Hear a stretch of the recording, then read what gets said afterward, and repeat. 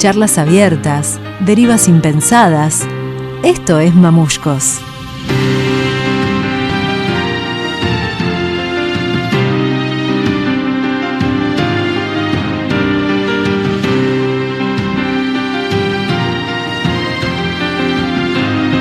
Muy buenas tardes, estamos aquí en Mamushkos con dos invitados muy especiales. Estamos con Ignacio Montoya Carlotto y José María Saluzzi. Bienvenidos a Mamushkos. ¿Cómo están? ¿Cómo están? Nos encantó el disco Palabras Mudas y bueno, a partir de escucharlo queríamos invitarlos para hablar de música, hablar de jazz, hablar de la vida, así que bienvenidos. De literatura. También. Opa. Muchas gracias, Pancho. De todo. Y gracias por la propuesta. Bueno, me gustaría por ahí empezar a charlar un poco del título, Palabras Mudas, cómo surgió. Creo que, si no entendí mal, surgió a partir de lecturas de textos, ¿no? En realidad, como cuando empezamos a pensar ahí, que José me dijo, vamos a juntarnos a tocar, a hacer algo, yo medio que no consigo, y también creo que a José le pasa lo mismo, yo no consigo juntarme a tocar para tocar música de otro, que viste ahí como un compositor en mí que quiere salir, ¿no? Y me puse a escribir cosas. Y bueno, las primeras cosas que se me ocurrieron, los títulos y lo que estaba escribiendo tenía que ver con cosas que estaba leyendo. Yo soy un lector así bastante compulsivo, digamos. Entonces me pareció que era una buena manera de tener como una suerte de línea, ¿no? De coherencia en esta cosa de decir, bueno, vamos a que todos los temas tengan algo que ver entre sí, más allá de que iban a estar tocados por nosotros, y eso ya tendría que ser una coherencia suficiente. Estaba bueno que hubiera otra cosa más, ¿no? Como para sumarle. Y cuando lo presentamos la música en vivo,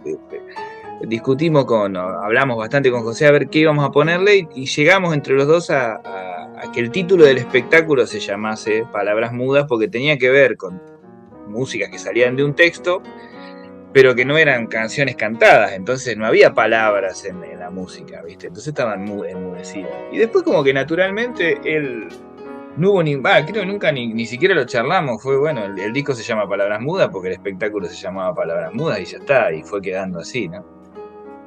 Y fue de esa manera, por eso que se terminó llamando así, que es un título también ciertamente ingenioso, ¿no?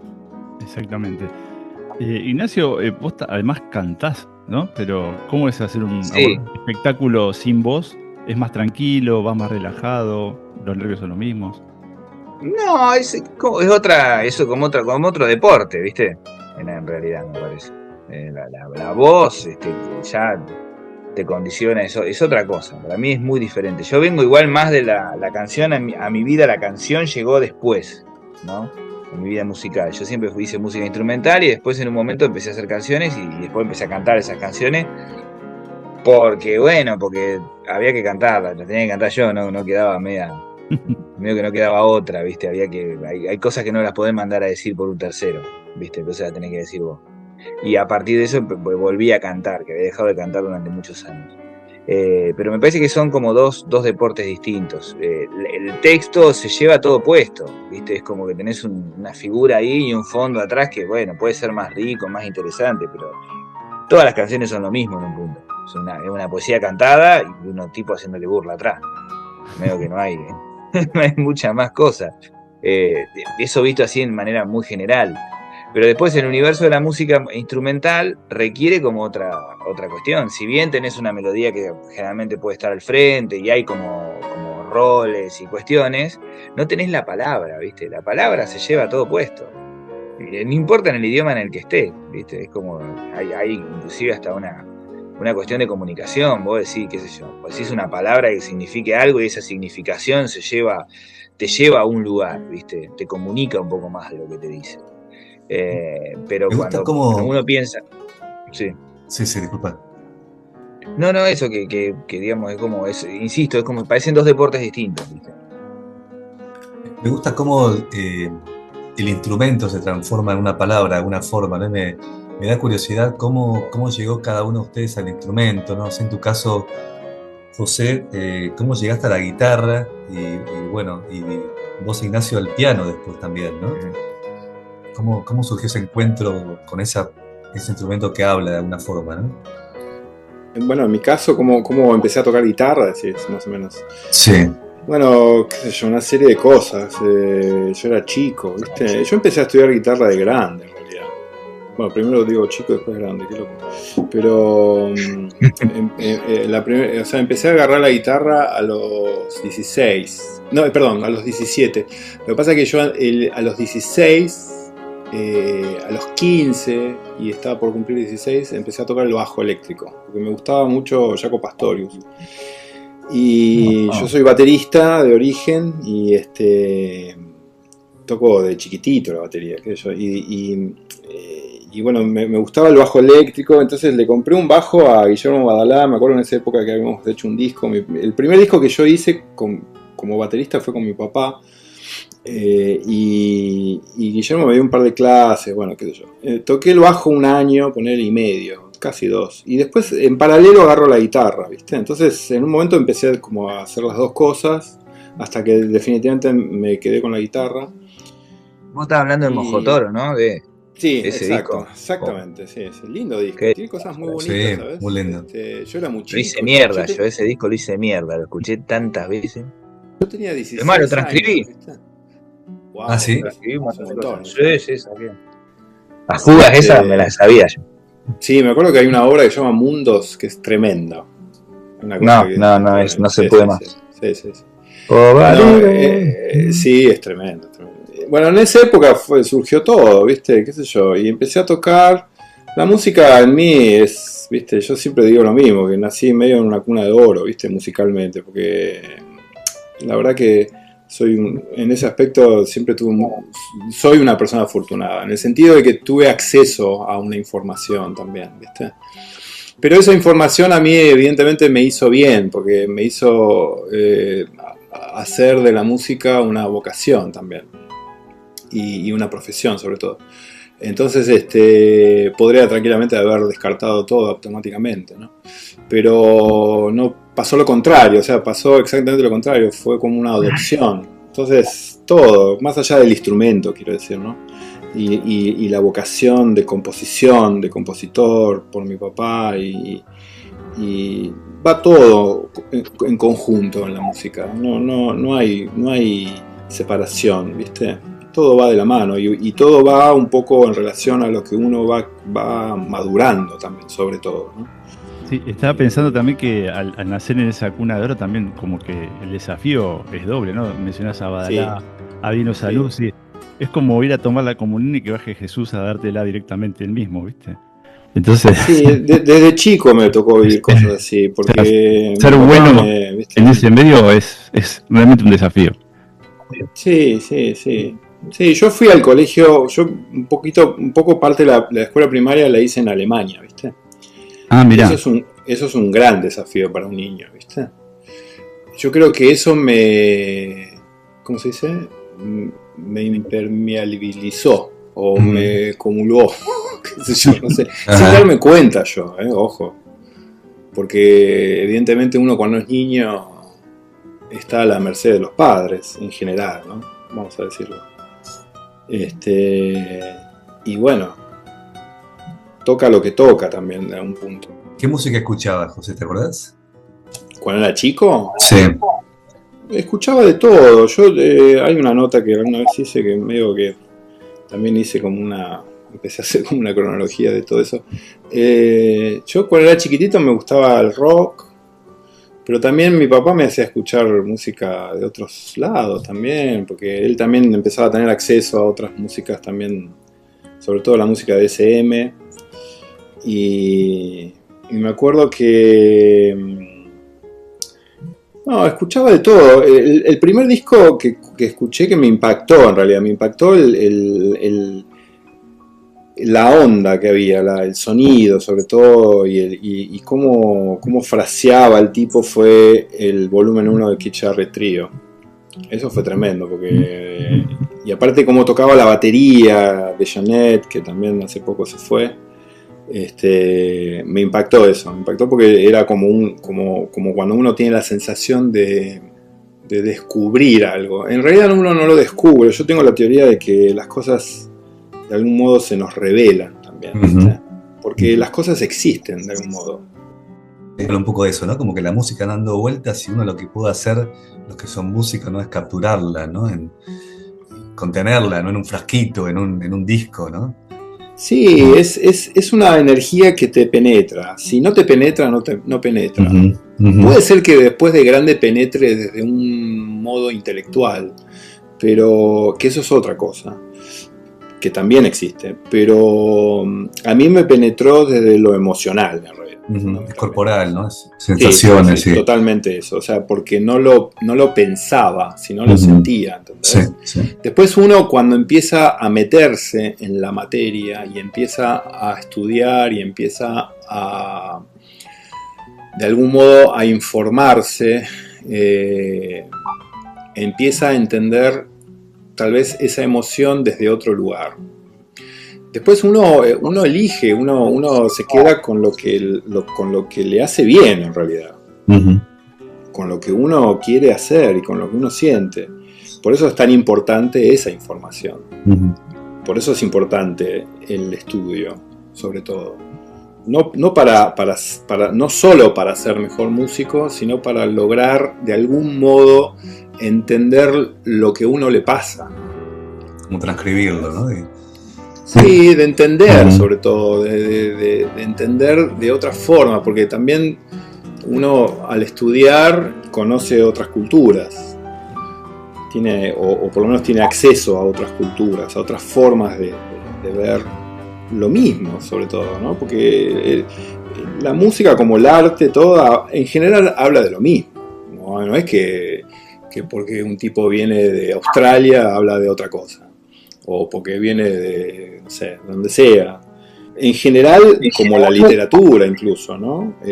Las búsquedas son las mismas. Hay temas universales, ¿no? Son temas universales, lo que sí tal vez cambian son las formas, que es lo que uno quiere aprender. Ujú. ¿Entendés? Las formas, eso sí es lo que uno puede estudiar. Ujú. Por ahí puede ir creando su forma también, en paralelo, ¿viste? Sí, sí. Pensaba, Está buenísimo. muy bueno, ¿no? Porque es empezar a No quiero darle hablar forma a la charla, a la música. En tu caso, Ignacio, ¿cómo fue el encuentro con el piano, con la música, ¿no? Con esta Claro, forma, al ¿no? revés, ¿no? Yo hice otro recorrido completamente distinto. Y que es raro que también llegue, no es raro llegar como a los mismos lugares. Yo crecí en un campo, ¿viste? Entonces el acceso a la música era, y obviamente mis padres adoptivos no tenían casi ninguna relación con la música, y yo casi no escuchaba música porque en el campo llegaban 2 o 3 radios y eran radios AM, y esas radios AM lo que tenían era como a veces un fuerte servicio social, ¿viste? Bueno, la Radio Azul que decía, bueno, fulano de tal necesita tal cosa en tal campo, ¿viste? Algo que, por ejemplo, en el sur de nuestro país sigue sucediendo.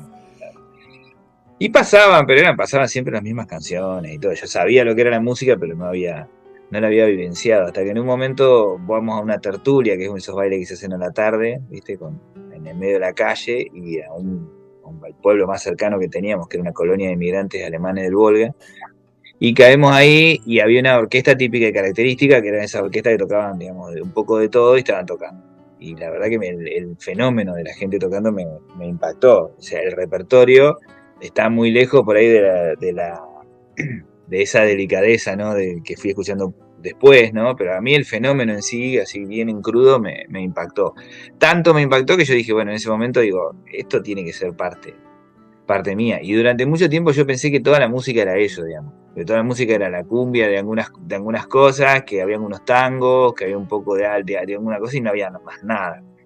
No fue hasta mucho después que empecé a descubrir que había otras formas de enfocar la música, y no fue hasta sino muchos años después, muchísimos años después, que yo llegué a esos discos, por ejemplo, que José ahí dice, ¿no? Inclusive para mí el hecho de en algún momento haberme encontrado con ese disco, con Mojotoro, fue también, a mí me pasó con Mojotoro lo que a él le pasó con Con Keith Jarrett. Con el disco de Keith Jarrett, que después también me volvió a pasar, digamos. Me pasó con 3 o 4 discos así, eso, que vos decís, escuchá. Pero ya cuando escuché eso, yo ya estaba muy metido en el mundo de la música.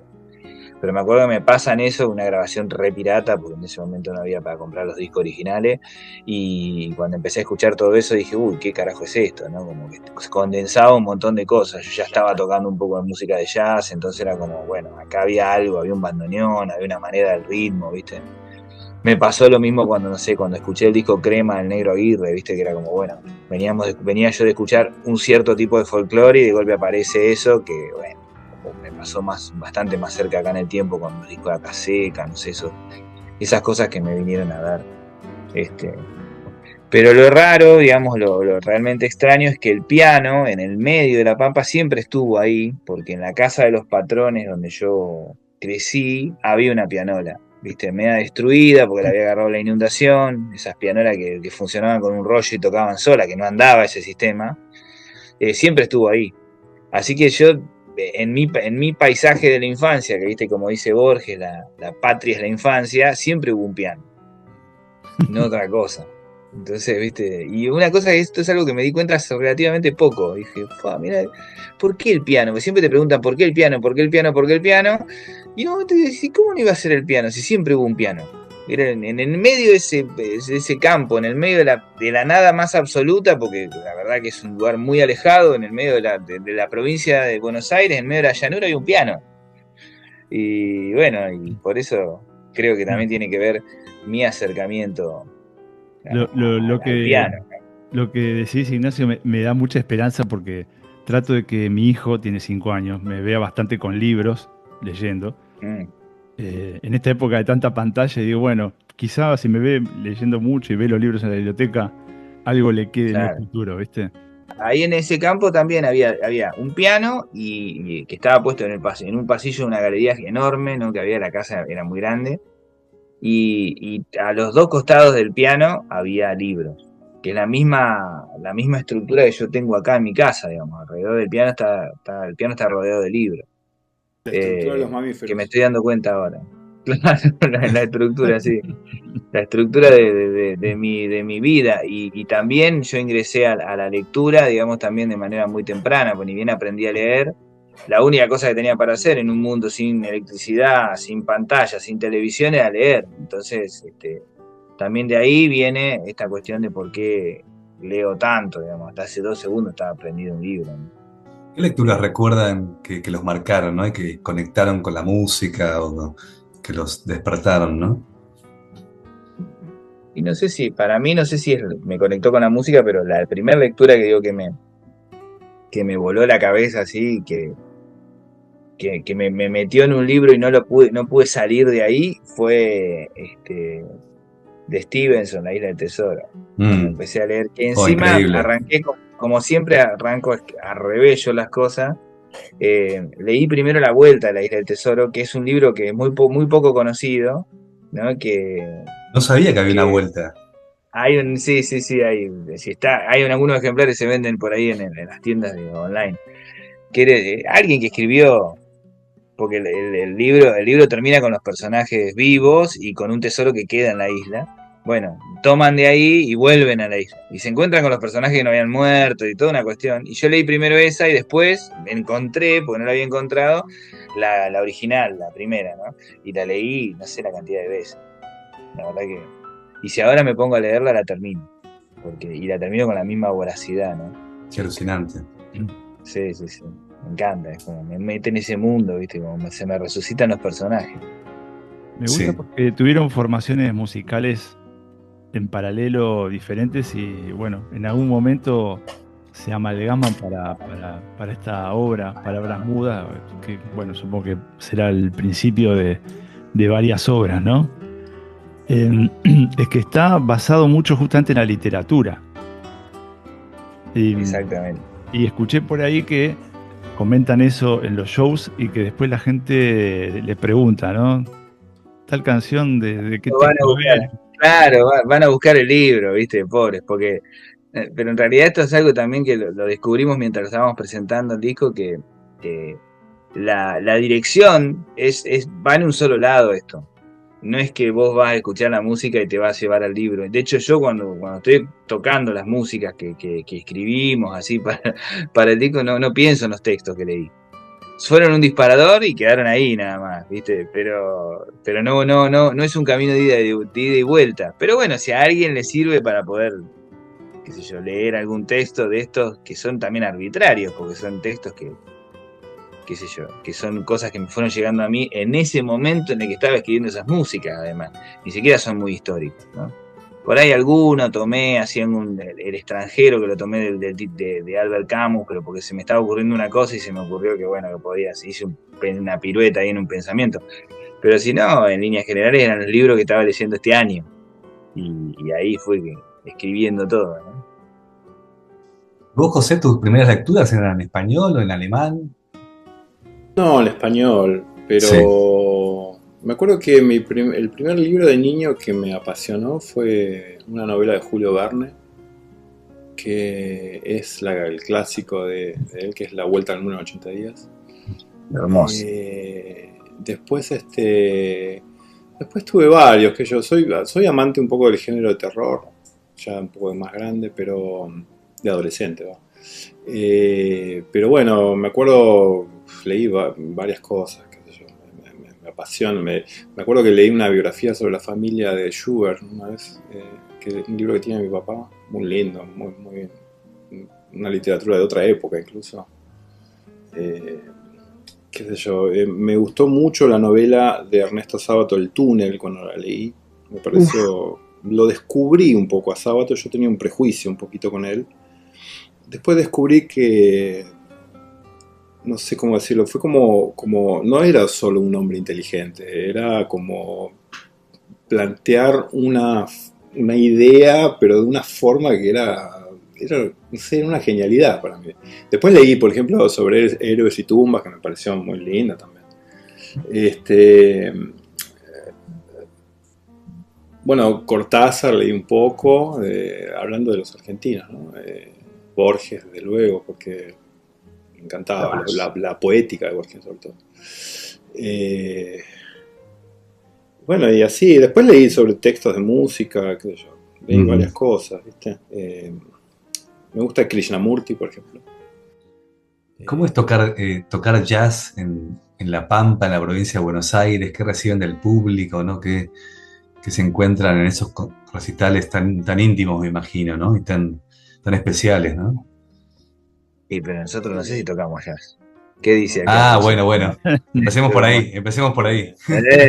No sé, para mí que no. No. Por ahí entramos, nos pueden programar en algún festival de jazz, tranquilamente, sí. Pero no sé si es... Lo que pasa es que nosotros no... eso también es como una afinidad que tengo con Ignacio, que es el descasillamiento un poco, ¿viste? Porque, bueno, un poco pensaba eso cuando él recién hablaba sobre la canción, ¿no? Son recursos que uno por ahí...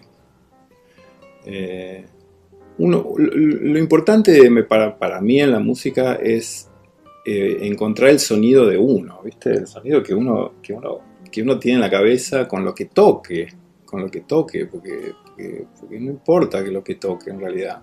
En realidad a veces la forma no importa, aunque nos importa a nosotros como un medio de aprender un desarrollo en realidad, pero en sí el fin no es ese, el fin es otra cosa, el fin es expresar una idea a través de esa forma. Me hace pensar un poco en la idea que... Puede ser, sí. Sí. No, que Borges hablaba que no hay géneros, no hay poesía, cuento, novela, es todo con textos y bueno, son clasificaciones, ¿no? Y la música me parece que hay algo parecido, ¿no? Sí, es un poco así, es complejo de explicar también, porque es complejo de debatir, pero es un poco eso, es como que me digas, no sé, yo cuando era chico quería de un modo y de grande quiero de otro, y en realidad no es que no hay diferentes formas de querer, uno quiere en relación a lo que uno vive. Está bueno pensarlo desde la literatura, desde el afecto y la música, ¿no? Y claro, porque uno cuando es niño, cuando quiere a alguien, lo quiere de verdad también. Pasa que es el mundo de uno, el mundo que vive uno, en ese momento determinado, ¿viste? En el espacio. Entonces, bueno, es así, lo artístico también es un poco así. Uno empieza, uno no espera a saber todo en la música para empezar a hacer música. Uno va haciendo a medida que va aprendiendo. Todo es así. Sí. Hasta los grandes compositores fueron así. Y de hecho, no, en literatura es lo mismo, ¿no? Como que lo peor que uno puede hacer es no echarse a andar. Claro. Entonces, en ese proceso, tal vez la música evoluciona de algún modo. Sí, eso sí. Ustedes andan circulando pasa por bastantes lugares, han tocado en Tandil, en Olavarría, bueno, acá en Café Vinilo también, pero sobre todo en el interior. ¿Descubren que hay un público ávido de otra música?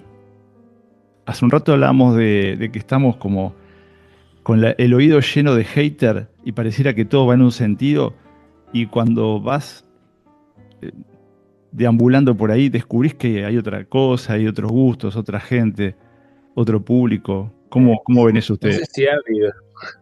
No sé si ávido es la palabra, digamos, una palabra muy optimista, digamos, un concepto muy optimista que está usando vos. Pero sí hay gente que por ahí está abierta a escuchar otras cosas que no sean lo que antes le decíamos la radio, la televisión, ahora ya no existe más eso, pero que no sea lo que el algoritmo de las plataformas de distribución de música te proponen. Claro. Que es siempre como ese concepto antropológico de la aparente diversidad de lo mismo, ¿no? Es algo que vos parece que estás escuchando siempre distintas cosas, pero es, digamos, el remastering y la nueva versión no vista de un tema de los Beatles, que amo los Beatles, pero digamos, ya está, digamos, ya se hizo eso. Y no hay una postura de los oyentes muchas veces al riesgo, ¿viste? La gente quiere saber de antes lo que va a escuchar, es como que quiere saber el cuento, que se lo cuenten antes. Entonces, bueno, en la literatura también sucede, hay un montón de literatura que es un sound alike, digamos, que es una cosa que se escribe para que parezca otra cosa, para seguir alimentando la avidez cómoda de ese lector que cree que está leyendo, pero que en realidad lo único que está haciendo es perdiendo el tiempo, ¿no? Porque sin riesgo no hay absolutamente nada, digamos. Y riesgo no es, digamos, tampoco tiene que ver con esa postura musical del siglo XX, ¿me entendés? De una lata colgando, ¿no? Que está bien también, pero si no, tiene que ver con eso que decía José, bueno, vos buscás tu sonido y sos vos. Y hay que bancarse ser uno, ¿viste? Porque a mí me encantaría, qué sé yo, a mí me encantaría tocar el piano como Keith Jarrett. Pero primero que no puedo, y segundo, si pudiera sería un bajón, porque ya Keith Jarrett ya existe y ya me quemó.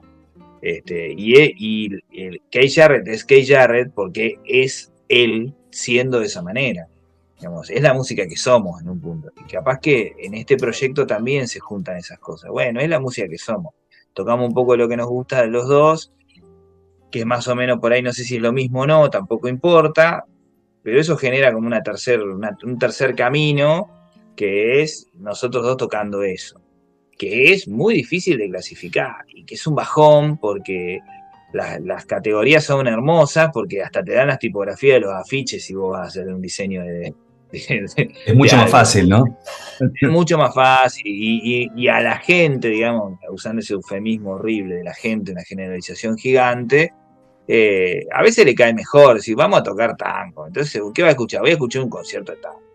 ¿Viste? Vamos, bueno, vamos. Pero si vos decís, vamos a escuchar todos tarados que no sabemos qué hacen, es más difícil, ¿viste? Y eso siempre va en contra del aglutinamiento de la gente también. De hecho, nos pasó. Pero es cierto que en el interior, en ese sentido, claro, en el interior, digamos, que también es un concepto medio pelotudo, digamos, del interior, que Buenos Aires es el exterior.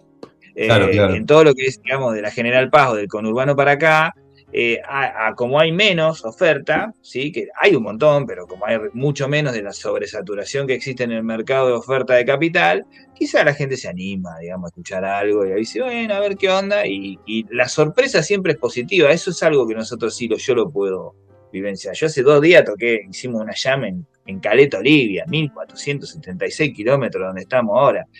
Y estaba lleno de pibes tocando jazz, porque el plan era tocar jazz, ahí sí era tocar jazz, y de pronto había un público que estaba pasándola bárbaro, ¿viste? ¿Cómo puede ser que haya tanta necesidad o tantas ganas de escuchar eso, con una música tan foránea, si querés, a esa geografía? Y bueno, y está, y a lo mejor haces una jam en Capital y no va nadie también porque hay 200 jam, ¿no es cierto? Eso.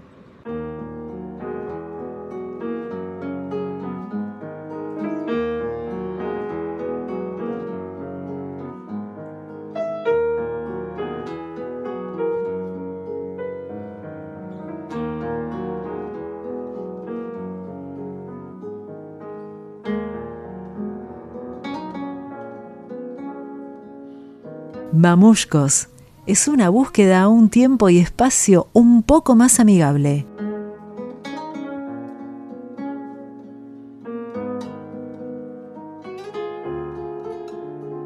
Estamos hablando del disco de Keith Jarrett, Estándar Volumen 1, que te impactó, José, decías, ¿no? Sí, que les quería comentar que lo que recuerdo que tenía 8 años cuando escuché por primera vez ese disco, que parte de los discos que mi viejo recibía, le mandaban un montón de LPs, sobre todo, eran LPs todos esos en esa época. Y yo los ponía, bueno, y una de las cosas, hay una versión en ese disco que es el primer track, el primer tema del disco que se llama The Meaning of the Blues, no me acuerdo el autor ahora, y lo que me impresionó fundamentalmente es el concepto de que no tocan un blues, ¿entendés? O sea, un blues en el sentido, digo, formal, vamos a decirlo, ¿no? Para quien sabe de música. Jeremy Kern es el... Sí. El autor. Hay una vieja versión de Michael. No. También. No es ese. Perdón, estoy diciendo cualquier cosa. No me acuerdo bien quién era el autor.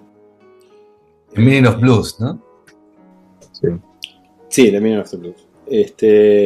Y cómo abre, si lo escuchan luego, cómo abre el juego Jarrett, eso me impresionó muchísimo. Me impresionó muchísimo porque fue como algo, viste que cuando algo te impacta es como que te toca una fibra que es de uno. Yo tengo un poco la teoría de esa que cuando algo te impacta o te gusta tanto, es porque en realidad también no solo hay una cuestión de admiración sobre lo que uno está escuchando, sino más bien a mí me gusta pensarlo un poco al revés, que es, o no al revés, sino me gusta pensarlo como que en realidad es un sonido que uno tiene adentro también.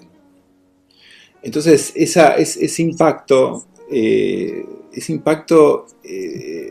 no tiene nada que ver con lo intelectual de la cuestión, ¿entendés? O con la cuestión formal, sino más bien es que uno empieza a escuchar un sonido que a mí me gusta pensarlo de esa forma. Como que despierta un gen, o despierta algo de uno. Exacto, como que hay algo que está dentro tuyo en realidad. Sí. Y el tipo está penetrando. Para mí ese es el valor. Como que se fertiliza una semilla musical. Es que, sí, más que musical, una cuestión muy inherente, ¿no? Una fibra adentro. Para mí, el verdadero valor del artista, del hacer del artista es ese, para mí. Lo mismo cuando uno lee un autor, ¿no? O sea, uno descubre algo de uno. Sí, la obra se hace con el otro también, ¿no? Se valora con el otro. Para mí es eso, para mí básicamente la obra. Después, tal vez cuando vos escuchás algo que por ahí te gusta, pero no tanto, o te gusta, pero no llega. Entonces ahí sí viene lo técnico, ahí sí viene la forma, ahí sí viene las otras cosas que conllevan a la obra, que tal vez no lo pensás inmediatamente. Sí. O sea, vos lo que estás queriendo decir que cuando empezás a hablar de la técnica de la música es porque la música no te conmovió. Me gustó esa idea. O te conmovió desde un punto de vista que no es fibroso. Claro. Sí, que no se puede explicar, pero yo digo, ¿no? entendiendo el conmoverse como con algo físico, digamos, algo que te pasa. Total. Y que nada, que te transforma, no con una cuestión intelectual. Uy, mirá qué frase tocó este caracol. No sé si coincidís, pero a mí me pasa eso, ¿viste? Y Y no solo me pasó con ese disco, sino que con tantas. Es bien interesante el tema porque lo asocio, en nuestro caso, con la literatura, y hay libros que sí, que te atraviesan de otra manera. Pero, como bien decía José María, también hay otros libros que son muy buenos y técnicamente te dan un montón. Que uno quiere ver cómo escribe el tipo.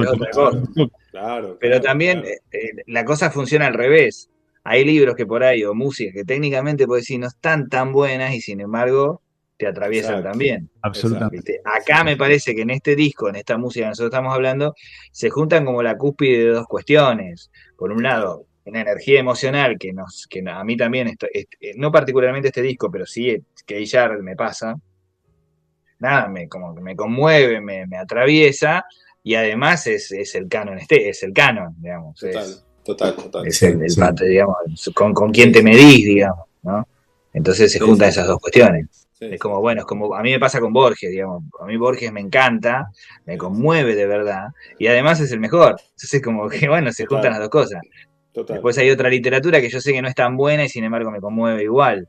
Ahora no me viene ningún ejemplo a la mente, pero qué sé yo, Emilio Salgari, por ejemplo, que leí cuando era chico, claramente no está a la altura de Borges ni de los demás, pero a mí me conmueve porque, bueno, por su manera de contar las historias, por lo que me pasó con él también, ¿no?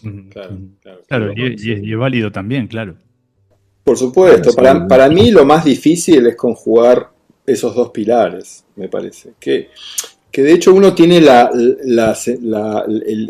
veces uno tiene el deseo de que eso pase también al hacer lo que uno hace. Uno tiene no es que uno esté pensando en que eso tiene que pasar, ¿no? Pero uno a veces, no sé si inconsciente o consciente, pero yo veo que también hay muchos músicos que están como preocupados por eso, y algunos demasiado preocupados por un pilar más que por el otro, ¿no? Entonces ahí empieza como a jugar cuestiones ya más bien incluso estéticas, si se quiere, o cuestiones que viste que tal vez no hace a la cosa para mí, ¿no? Porque uno después tiene una mirada crítica, ¿no? Entonces decir, bueno, este tipo toca bien, sí, toca fenómeno, pero qué sé yo, tal vez la segunda vez que lo veo, la tercera, es medio lo mismo. Y pasa algo lindo, a mí me pasa algo lindo con Ignacio, que cuando la vez pasada él mismo me lo dijo, que o sea, yo tengo la sensación de que cuando tocamos es como que es como que estamos tocando por primera vez. Es como una relectura nueva. ¿Cómo se conocieron ustedes? Eso es muy fuerte, te digo, porque además hay otra cosa que a mí me parece que es muy importante también. La primera vez no es tan distinta de estas tampoco. Y me parece que ahí también radica un poco el éxito de esta sociedad, digamos, éxito en términos de que nos sentimos cómodos los dos con lo que estamos haciendo. El dúo piano-guitarra es un dúo medio puto, ¿viste? Medio difícil. Porque los dos hacemos lo mismo, los dos tocamos acordes, los dos tocamos melodía, los dos tocamos en el mismo registro, ¿viste? Y es muy fácil cagarse a golpes por ahí, ¿viste? O hay que pautar mucho, o que lanzarse al mar. Y a mí la sensación que me dio es que la primera vez que nos juntamos es que todo funcionaba como si hubiéramos tocado toda la vida. Entonces cada vez que tocamos, siempre, bueno, volvemos a reformular el material. Es como un revivir. Siempre ponérnoslo. Y aparte, claro, esto te pasa, digamos. Ya sabemos que hay algo muy hay algo como muy basamental, que está muy en la base, que funciona, que tocamos juntos y hay un sonido que está.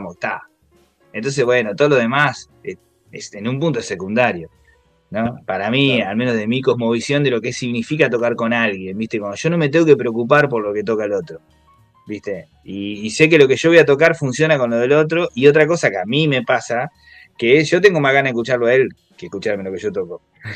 ¿Viste? Yo cuando lo escucho digo, que toque el chabón, vamos, está más lindo lo que toca él que lo que toca él. Bueno, me pasa eso, capaz que te pasa al revés, pero hay una cosa así medio que, bueno, nos pusimos a tocar una música que tiene una estructura armónica que a veces es media compleja, que tiene momentos, todo, y medio como que iba funcionando como si siempre lo hubiéramos hecho siempre. Del valor del encuentro. Y el valor de la magia, ¿viste? En un punto. Claro, porque eso te pasa, no se fabrica, digamos, ¿no? ¿Cómo? Sí, Te pasa y no se fabrica eso, te pasa con una persona, no hay forma de construirlo. No, Eso no se compra con plata. Claro, no es marketing, no es el sabor del encuentro, es el valor del encuentro, ¿no? Total, Claro. total. Yo creo que un poco pasa, o sea, yo creo que también uno, tal vez si uno quiere analizarlo como con una mente más racional, es que por ahí nosotros jugamos un poco con la forma de las piezas. Y eso es un poco lo que tal vez también yo aprendí mucho de mi papá, ¿no? De su música y la forma. O sea, uno puede escribir todo lo que quiera tocar, o en general todo, casi todo, qué sé yo, pero a veces las ciertas intenciones son difíciles de escribir, pero o sea, por ahí nosotros tocamos de un modo que no estamos demasiado preocupados por la forma, sino más bien por el sonido. Y es el sonido que después a uno lo conduce a que la forma vaya tomando valga la redundancia, su propia forma en el momento ese. Entonces, por eso la sensación de frescura, ¿entendés? También, un poco. O sea, uno puede improvisar bien, o sea, pone las notas que van, ok, todo perfecto, aprobó el examen. Pero eso no es solo eso también, ¿entendés?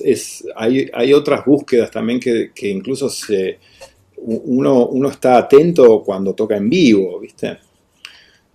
Y a veces que se dan en el momento.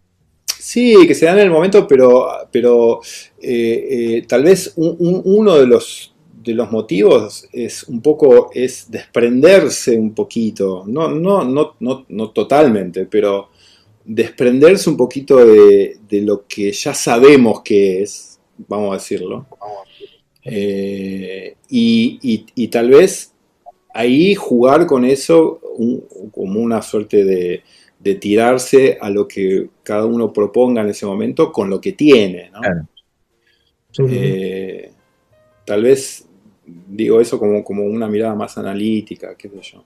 Sí, no puedo parar de pensar, José, que yo te la mencioné ya, pero bueno, aprovecho por ahí para esta confidencia que a mí me pasó algo de lo que describís con el tema de Volver de tu viejo, ¿no? La versión de Volver de tu viejo de Dino Saluzzi, una versión que a mí me partió la cabeza, ¿no? Porque es un tema que todos ya conocemos, pero que me tocó una fibra desde desarmar ese tema y armártelo de vuelta de una forma muy, muy, muy hermosa, ¿no? Y, bueno, es una gran versión esa. Aparte, ahí te das cuenta un poco también del valor de la pieza.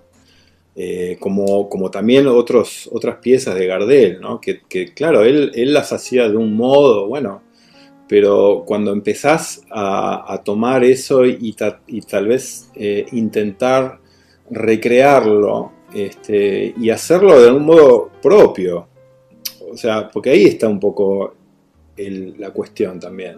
La música es un arte que nunca es fija totalmente, en general. Si bien está hecha con una forma, hay una escritura, pero en sí, cada vez que se reproduzca o que se interprete, la verdad que es único, porque es un tiempo y un espacio determinado y un sonido determinado. Entonces, eso no se da con otras artes, ¿eh? No. Es muy complejo eso, no es joda. Entonces, por eso ahí está, me parece que cuando me parece que mi viejo intentó hacer eso, ¿no? Intentó agarrar eso y hacerlo de algún modo de uno, hacerlo propio. Con Ignacio, ¿cómo se conocieron, José? O Ignacio, ¿no? Mirá, yo una vez fui a comer a un lado, lo vi, le dije, che, ¿querés? ¿Da para tomar algo después? Le dije. Y él, para mi sorpresa, me dijo que sí, dale, me dijo. Y bueno, y dio. No sé. Nos encontramos vamos a decir la verdad, porque si no, viste, se tejen cuestiones que ponen en duda a nuestra pareja. Nuestras parejas. Cuando nos fuimos cruzando, el ambiente musical es bastante chico. Nos cruzamos en algunas cuantas situaciones y bueno, ahí salió un poco. Lo que sí es cierto es que comimos y tomamos vino primero antes de juntarnos a tocar. Como tiene que ser. Y después lo seguimos haciendo. Entonces Ese fue como también nuestro hay como, primer ensayo, ¿viste? claro, hay una cuestión, digamos, hay una carrera paralela que se está dando que tiene que ver con lo gastronómico, que la ejercitamos Total. con mucha alegría también. Y bueno, y yo siento también que a él lo conozco hace un montón, porque lo escuché un montón. Entonces no me sorprende ni lo que. O sí, pero digamos, hay como un sonido que yo lo tengo medio escuchado. Capaz que también ahí hay algo, ¿no? Después en un momento yo hice un concierto en Bebop, ahí en Capital, para mi cumpleaños, y ahí él me dijo, bueno, che, vamos a hacer algo, bueno, joya. Yo no me animaba demasiado, pero... Y ahí empezó el derrotero mío de escribir, ¿viste? Bueno, si vamos a juntarnos, juntémonos a tocar algo que esté pensado directamente para el dúo, ¿sí? Pensando un poco en la sonoridad que después podíamos llegar a tener y bueno, a ver para ver por dónde íbamos. Y ahí surge esta idea de la serie de piezas escritas pensando en estos libros y demás cuestiones. Lo que me parece, sí, muy mágico también, pues eso ya, viste, ya coincidir es es que, bueno, nosotros pasamos un poco la música en Capital y qué sé yo, y él me dice, bueno, yo viajo a La Barría a ensayar. Yo acá en mi casa, donde estoy ahora, tengo un estudio de grabación con un piano en muy buenas condiciones, un muy buen estudio. Y yo dije, bueno, por las dudas hago afinar el piano, pongo los micrófonos y vemos qué pasa. Y a medida que fuimos esos días pasando el repertorio para un concierto que teníamos, íbamos pasando el repertorio, íbamos conversando, armando, iba sonando y lo fuimos grabando.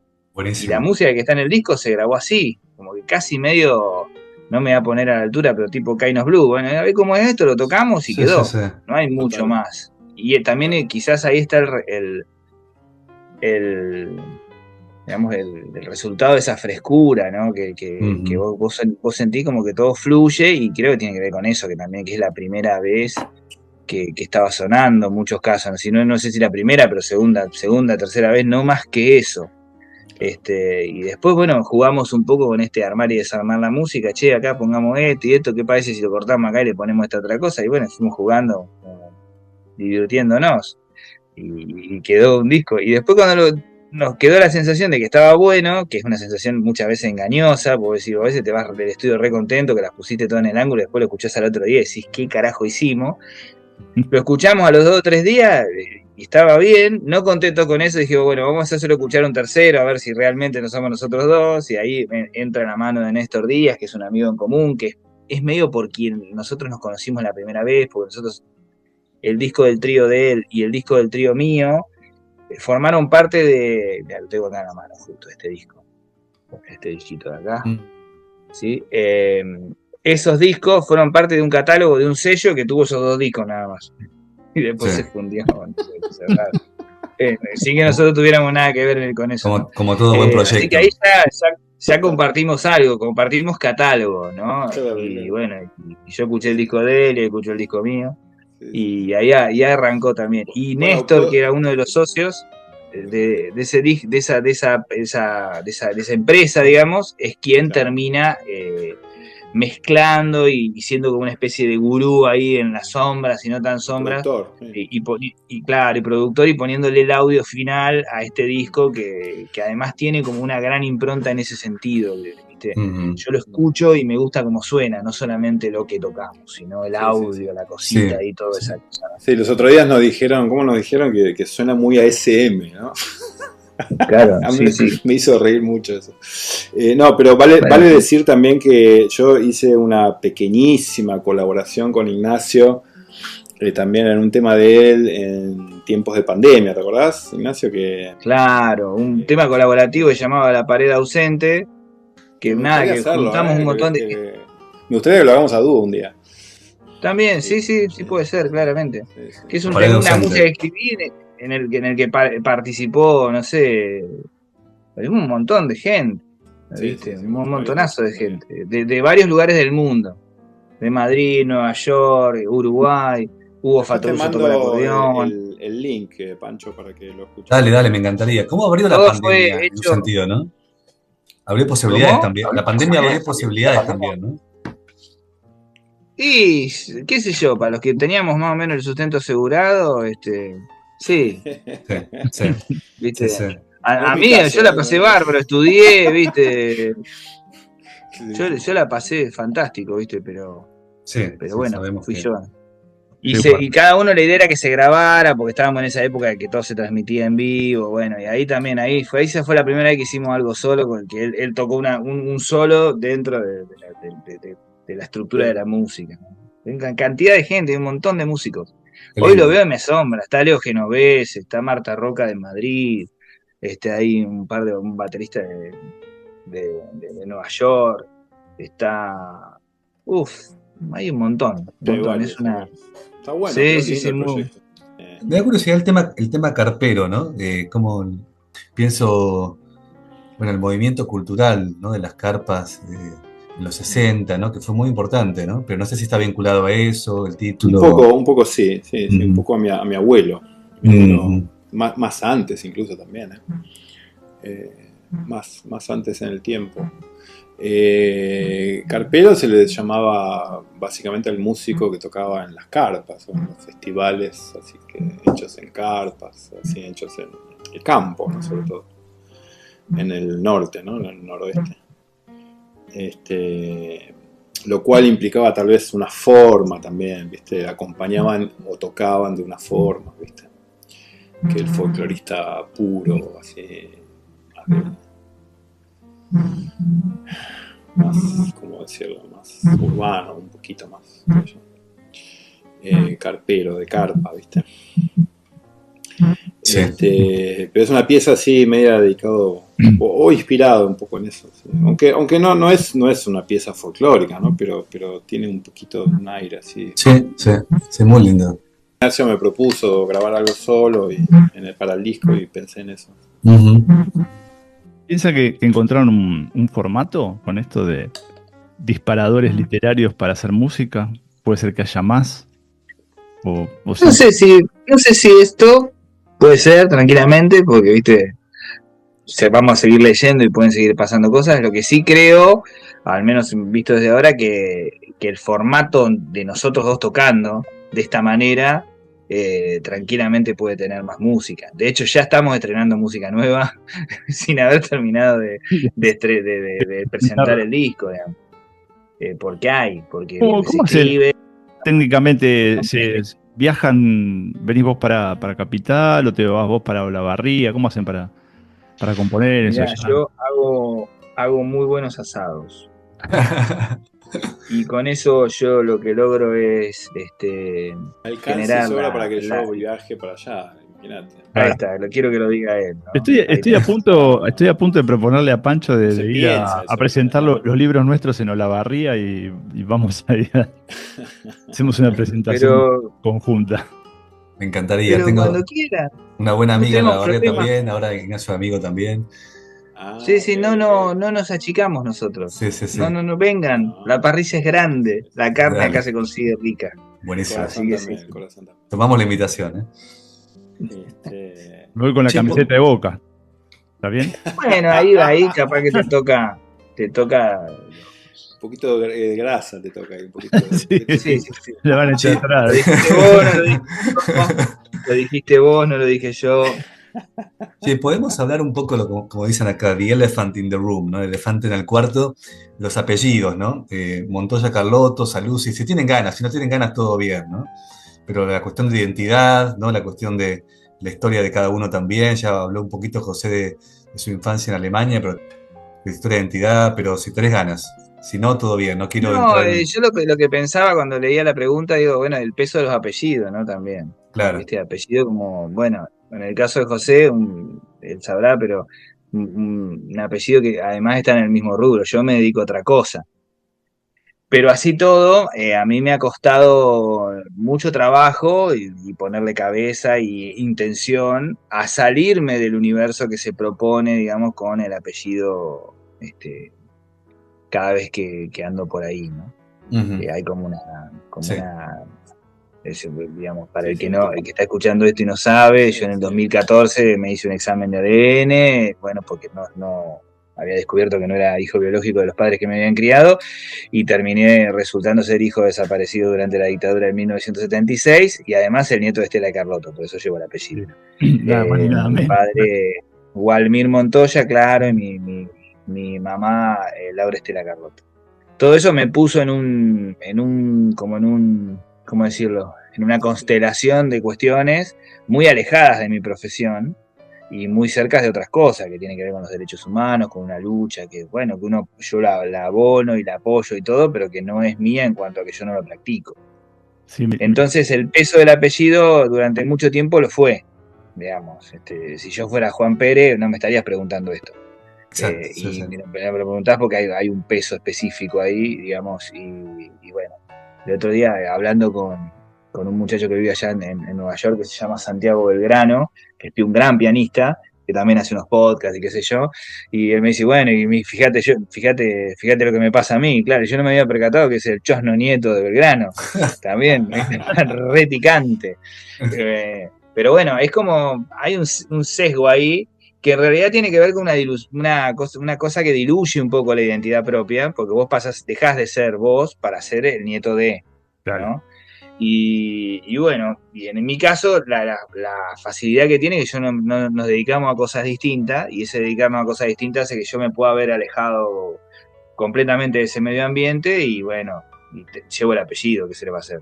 Está bien y no hay ningún problema con eso, pero no levanto esas banderas, porque no me dedico a eso, no trabajo de ser nieto recuperado, ni mucho menos, ni estoy relacionado con eso, sino que seguí haciendo lo que venía haciendo. Y eso sí es una cuestión que tiene que ver con la defensa de la identidad en cuanto, bueno, a plantarte al mundo en función de, bueno, yo soy esto y no soy otra cosa. Total. Así que sí, tiene un peso complejo, pero también todo eso que atravesé en el 2014 me dio una serie de temáticas, digamos, para tocar, para cantar, y como que, bueno, hay un abrevadero de cosas que me pasan, que yo las voy traduciendo en música, que es mi manera de sanar, ¿no? Entonces también me descubrió como una caja de herramientas en alguna medida muy poética. Sí. Pasa que la célula de uno es de uno, ¿viste? Es como que evidentemente todos los seres humanos somos producto de dos células, porque es así, pero después eso como que no es algo que para mí no es un condicionante. Tal vez si uno lo ve desde un punto de vista social, a veces tiene ciertos prejuicios o qué sé yo. Porque a medida que uno va creciendo se va dando cuenta que uno es lo que uno hace también, ¿viste?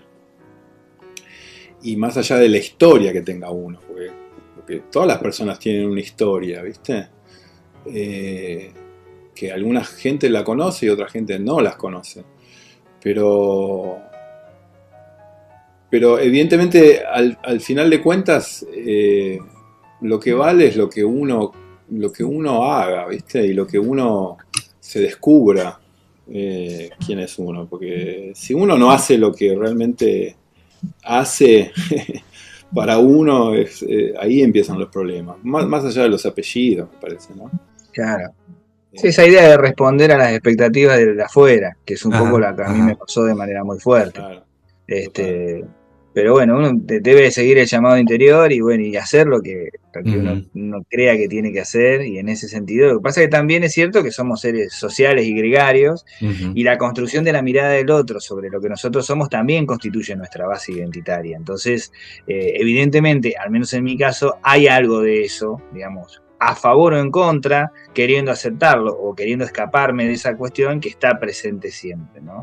Y de un tiempo a esta parte, una cosa que ha cambiado es que yo básicamente hablo de lo que me pasa, sabiendo que hay detrás también una historia muy poderosa, muy rica, muy triste también, y voy trabajando esas cosas, digamos. Me ha cambiado por ahí en ese sentido como el bolsillo de donde uno va y saca esas cosas que emocionalmente necesita para poder ponerlas adentro de la música, ¿viste? O para transformarlas en música y que después esa música se transforme en otra cosa.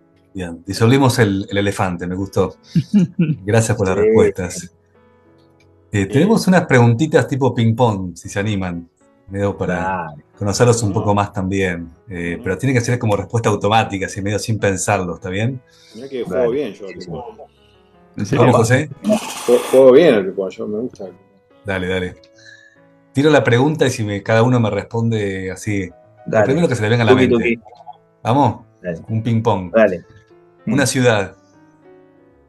José, bueno, vamos. Buenos Aires. Y yo te digo la manera, la barría. Te voy a poner Vamos. yo la barría. Una comida. Asado. Obvio, ¿qué otra cosa vamos a comer? Asado. Todo lo ¿Cómo estamos? Una hora del día. Esta hora, la tardecita, me gusta. Sí, 19 horas. Vamos, muchas coincidencias acá, ¿eh? Por algo tocan juntos. Sí. Un recuerdo. 18 de diciembre del año 2022. Apa. Mirá, el mismo podemos poner. Mirá qué manera de tirar la pelota afuera, ¿eh? Qué ingenioso que sos. Igual pensé que Ignacio con mucha maldad iba a decir 9 de diciembre de 2018, pero bueno.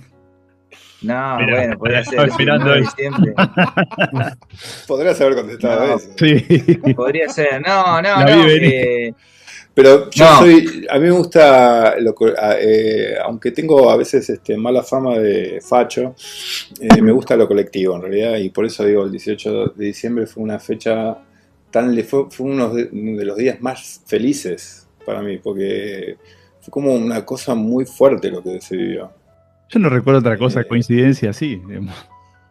No, yo me acuerdo lo mismo que pasó el 9 de diciembre de 2018. Sí. Esa vez también, increíble. Yo no me acuerdo qué pasó ese día. No, pasó, Lo olvidaste. digamos, fue como un funeral gigante. Sí, había unos tirapiedras, no sé. No, un recuerdo para que ese puede ser. Yo, en realidad, si vamos a lo futbolístico, yo soy mucho más hincha de mi club que de la selección. Y si vos me ponés esas dos fechas, para mí la fecha de la final de la Libertadores, es como, no comparte con nada, ¿viste? Pero, No compite. pero podría ser, ¿qué? No compite con nada. No compite con nada, ¿no? Pues está como, ¿viste? Fue tanto sufrimiento. Ojalá no pase nunca más, pero no, qué manera de sufrir. Cambiemos de tema. No va a pasar nunca más. Una canción.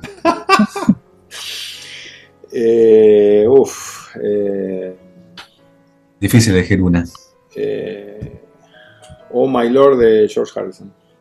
Bien. Oh, Me gusta. Mediterráneo, a mí me gusta, siempre vuelvo de Serrat, me parece Gran canción. una belleza tan grande. Sí.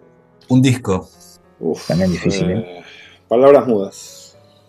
Asa. Bien ahí. Vamos. Sí, puede ser Palabras Mudas, puede ser Kind of Blue también. Bien. Es como siempre, ¿viste? Fuerte al medio, no fallas. Una película. Una que no sé si es la gran película, pero me encantaría que me pase. Yesterday, pero no la de los Beatles, sino la más moderna de este actor, ahora no me acuerdo del actor, que tipo tiene un accidente y se olvida, y es el único que se acuerda de todo el repertorio de los Beatles, porque nunca existieron, como que se resetea el mundo, y el tipo se acuerda de ¿Está esto. buena? No la vi nunca. Está Tampoco la vi, buena, sí. tengo que verla. Son como dos películas en una, pero es muy interesante como está muy bien. El tipo es un perdedor que toca la guitarra, que canta sus canciones que no le escucha a nadie. Sí. Tiene un accidente, después lo cuento porque empieza al principio de la película. Se golpea la cabeza, se cae en un accidente en bicicleta y cuando se despierta, resulta que él es el único que tiene el recuerdo de que los Beatles existen y empieza a buscar que los Beatles no existieron nunca. Y él se acuerda de todas las canciones, así que imagínate después cómo arranca la maquinaria a triunfar, ¿no? Tiene todas esas canciones. Vivos, ¿no? Aparte está vivo John Lennon. Claro, John Lennon no muere. Es muy maravilloso. Qué bueno. Tengo que verla. Si yo tengo que decir una, y son varias, pero bueno, ensayo de orquesta de Federico Fellini. Uf. Vamos. Miren esa película si no la vieron porque es tremenda. Tremenda. Un libro. La ira del tesoro. Martín Fierro para mí. También. Martín Fierro, le deja el tesoro. Y para terminar el ping-pong, un deseo. Nos ponemos que las místicos. cosas en el mundo se destraben y que todo el mundo pueda hacer concretar su sueño, ¿no? Yo voy a decir lo mismo que dijimos afuera del aire cuando empezamos, digamos, que deje de estar de moda ser un hijo de puta. Me gustó. Bueno, Es eso. y que empiece a ser de moda lo contrario. No, claro, por supuesto, sí, que empiece a estar de moda ser un buen tipo, de la buena música, que todo eso esté de moda. Y ahora está de moda lo otro, parecería. Pero como es una moda también va a pasar, así que hay que Es un tener la péndulo. paciencia y esperar. Total, Sí. sí, total, absolutamente. Sí. Va a venir una época mejor, no hay duda. Ujú. Por Mientras tanto hay que supuesto, seguir haciendo estas cosas, ¿no? El arte creo que siempre nos salva de estos momentos que estamos pasando, ¿no? Me parece que es un gran lugar para escapar, es un colchoncito mullido donde... Sí, y es un testigo de la época, además. Digamos, hay que hacerlo porque si no, Ujú. yo tengo una mirada al respecto de esto, digamos, como un poco más, no quiero decir nacionalista, pero sí como regionalista, ¿no? En el sentido de que el arte tiene funciones claras y objetivas en un punto, que por ahí a nosotros nos vienen como salvaciones personales, que en mi caso lo es, digamos, a mí la música me salvó más de una oportunidad, y es algo que me gusta y que me da de comer y además está buenísimo. Pero el artista es un cronista en alguna medida de la época y es como un forjador de la identidad de su pueblo, de su tribu. Si los artistas no reflejan las identidades de su pueblo, viene otro pueblo a decirle a ese pueblo cómo es, ¿no? Entonces, si nosotros en este momento no estamos haciendo arte, el arte que sea, ¿no? Y sobre todo como lo más sincero posible sea, va a venir alguien a decirnos cómo somos, ¿viste? Claro. Y en ese sentido me parece que... Y a ver, y nosotros acá en Argentina, y acá por ahí sí me pongo un poco nacionalista, que tenemos los Gardel, que hemos tenido los Gardeles, los García, los Spinetta, los Aluzzi también, Los Saluzzi y los Piazzolla, ¿no? Sí. los Piazzolla, los Leguizamón. Tenemos una obligación Ujú. de defender eso, pero no defender esa obra, sino de generar obra nueva, porque si no, somos unos hijos de puta, porque si no tuviéramos nada, se entendería, Claro. pero con todo eso que hubo y que hay todavía como capital cultural de la Argentina, si nosotros no salimos a hacer obra, es porque estamos traicionándonos a nosotros mismos y a todo el pueblo que nos rodea. Me encantó.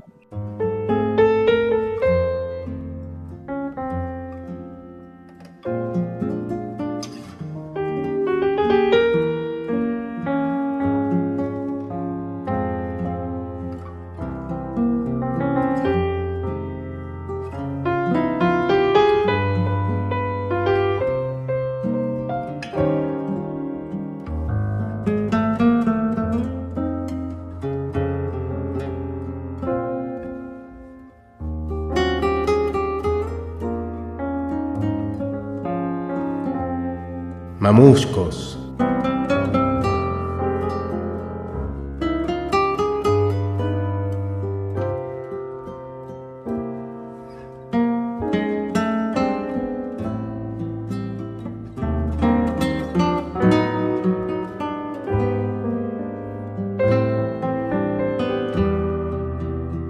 Venimos hablando de palabras mudas. Hay un proyecto 2026 para seguir tocándolo, componer de vuelta, lo que salga, viajar. ¿Qué es lo que viene? Y todo eso, en ese orden. En ese orden, claro. Es como los menús ricos, los pedimos en ese orden. Vamos a seguir presentando todo lo que podamos el disco.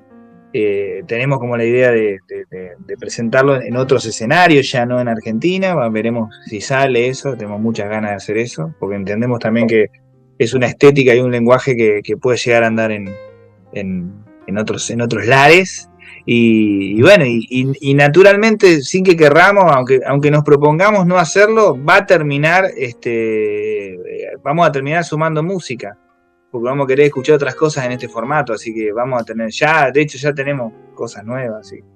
Ya está, el otro día en la gira estrenamos música nueva, así que esto va a seguir sucediendo. Sigue mutando. Está vivo. Sí, claro, y cada vez, sí, está vivo y se van a... Inclusive eso que decíamos un rato antes, la música, aunque la querramos tocar igual, la estamos rehaciendo todo el tiempo, reproponiendo, pero van a salir canciones nuevas. ¿Sí? Ya hay como, yo sospecharía que hay ya material para grabar un segundo disco y todavía está fresco el primero, así que. Qué bueno. Bueno, da ganas de escuchar eso, ¿eh? Tenemos que ir a Boston, Pancho, a tocar. Eso estaba pensando, justamente. ¿Cómo yo tengo pueden- amigos y tengo la llave ayer que gente que nos alojaría. Apa. Bueno, les hago espacio acá también, así que Bien. avisen y coordinamos. Dale, Sí, siempre están las ganas. estaría buenísimo. Yo creo que estaría Tengo ganas de buenísimo. volver a Aparte, verla. Boston es un lugar pluricultural, creo que podría ser, diría, de la mano muy bien con la música que hacen los chicos, así que, ¿no? Hay lindos lugares, sí, hay lindos lugares para tocar. No son grandes lugares, pero sí muy, muy interesantes. Sí, total. Yo recuerdo que Vestite de fui en Boston productor. hace 1000 años. ¿Cómo? De productores. Que se vistan de productores ahí, los Claro, locales. sí, de Boston. total. Y nosotros Dale, nos subimos al avión y nos vamos para allá. buenísimo. Sí, total. Absolutamente. ¿Estuviste acá de ese día, José? Sí, hace muchos años. Sí, me acuerdo que había un lugar muy conocido, se tocaba en un hotel, ¿puede ser? Claro, el Charles Hotel. Sí, ahí tocó todo el mundo, ¿no? Y fue mi papá, yo fui con mi papá. Sí, lindo. Sí, Y en invierno hace un frío tremendo. Ahora debe estar haciendo frío. fuerte. Sí, ahora no tanto, pero cada no vez tanto. son menos fríos los inviernos, pero Sí, de vez muy en loco. cuando toca un par de semanas muy, muy frías. 10 bajo cero, fuerte. Si va, lo Claro. pueden ayudar a paliar nieve a Pancho. También. Siempre bienvenida la ayuda. Total. Sí, No, sí. sería genial si pueden llegar hasta acá, estaría espectacular y bueno, lo que pueda Sí, ayudar, claro. saben que avisen. Sí, total. Les agradecemos, yo le agradezco un montón por la charla y gracias por la onda, por la difusión, sobre todo. muchísimas Una alegría. Bueno. Sí, en cuanto me Súper mandaste importante. el disco nos encantó y bueno, yo ya venía escuchando, no conocía tu música, Ignacio, pero bueno, a partir de esto entró tu música ahora. Sí que conocía el disco previo que habías hecho con el trío José con Lugares, que me encantó, tiene una versión bueno, latina quedó lindo, sí. muy lindo y bueno, difundiendo la música que no es la que suena en las radios, que no es la que está en A propósito de eso, plataformas. antes que nos Sí. despedamos, también digan en dónde escucharlo. Sí, ¿no? a nosotros nos gustaría que lo pasen en la radio, ¿eh? No es que nos Claro, desagrade tampoco. claro, vamos por la No radio. es que estamos en contra de eso, estamos afuera, nos dejan afuera, pero Claro, ya, es pero muy distinto eso. el disco se puede buscar, está en todas las plataformas digitales para escuchar. Nosotros recomendamos siempre aquellas plataformas en las que mejor se escucha, que son la de Apple Music y Tidal, que son las mejores para escuchar, pero lo pones en YouTube, pones palabras mudas, algunos de los nombres nuestros y aparece. Está en mi página web para escuchar en alta calidad también, que es Buenísimo. www.ignaciomontoyagaloto.com. Ahí podés encontrar el disco y está en alta para escuchar, que no se puede escuchar en esa calidad en otro lado. Así que está fácil de escuchar, es fácil de encontrar, porque nosotros también trabajamos de hacernos encontrar, porque si no, viste, Sí. se hace difícil todavía, es más difícil. Hay que llegar.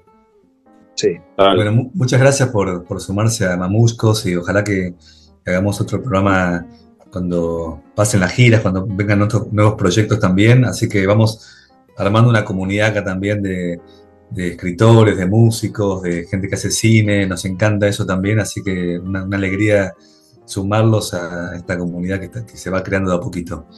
Sí, por mi Bueno, parte. gracias a ustedes por la charla, toda la charla, la difusión, y a veces está bueno para nosotros poder hablar de lo que hacemos, porque también es una manera de comprender lo que hacemos, ¿viste? Totalmente. Porque Bueno, no hay, que en los conciertos, bueno, se habla, me imagino todo, pero no es el espacio por ahí para mucha charla y está bueno poder hablarlo también, ¿no? Total. Claro. Total. Bueno, muchísimas gracias, que tengan un gran 2026 y bueno, que salga un asado. Sí, ojalá, pronto. Lo único que hay que hacer, lo único que tienen que hacer, digamos, es apropincuarse al domicilio del centro de la provincia y la parrilla nunca pierde la temperatura. Bueno, queda Aparte, Ignacio, aparte de ser un gran asador, o sea, él está en un centro muy importante de carne, de Claro. Argentina, porque ahí viene O sea, cosas. una materia prima muy buena, digamos. Claro. Lo veo muy contador de anécdotas también, me parece. Oh, y cuando tomo una copa, más todavía. Por supuesto. Bueno, muchísimas Gracias, chicos. Gracias por sumarse. Chicos, Tengan gracias, buenas gracias. noches. Gran abrazo. Cuídense. Gran Abrazo abrazo. grande. Nos vemos. Chao, que estén bien. Abrazo. Chao. Cuídate. Chao. Chao, gracias. Gracias, Ignacio. Gracias, José. Gracias.